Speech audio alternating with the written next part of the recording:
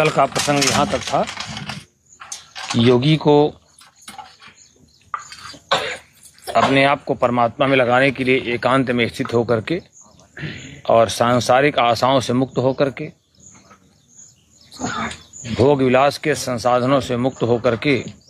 और फिर साधना मार्ग में प्रवृत्त होना चाहिए। तो आगे कैसा बताते हैं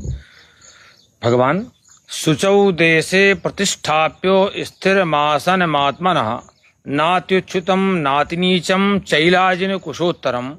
तत्तैकाग्रम मनः कृत्वा यत्त चित्तेन्द्रियक्रियः ओविश्यासने युञ्जाद योगमात्म विशुद्धये। कहते हैं कि जो साधना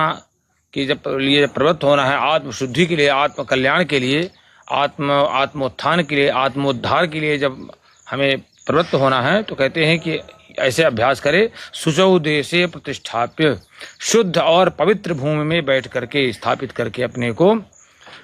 यानी न वहाँ ध्वनि प्रदूषण हो, न वायु प्रदूषण हो, एकदम पवित्रता हो। इसलिए मंदिर इत्यादि इस तरह के स्थान चयन किए जाते हैं, एकांत स्थान। तो शुचौ देशे प्रतिष्ठाप्य स्थिरमासनमात्मना, इसके बाद कहते हैं अपने को स्थिर करके, आसन ऐसा हो ना तो बहुत ऊंचा हो और ना ही बहुत नीचा हो, इसके ऊपर या तो उसमें जो है कहते हैं कि आसन में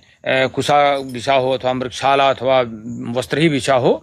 फिर वहाँ पर तत्व एकाग्र बना करता मन को एकाग्र करके यत् चिंतित इंद्रिय और चित्त की क्रियाओं को परमात्मा में लगा करके और आसने इस आसन में बैठ करके आत्म विशुद्धे आत्म कल्याण के लिए, आत्म शुद्धि के लिए, आत्मोत्थान के लिए, आत्मोद्धार के लिए अभ्यास करे। कैसे? समम काय स्थिरोग्रीवम धारयन् नचल स्थिरा संप्रेक्ष नासिकाग्रम स्वम दिशश्चानवलोकयन्। ये कहते हैं ऐसा नहीं कि ऐसे आप बैठ गए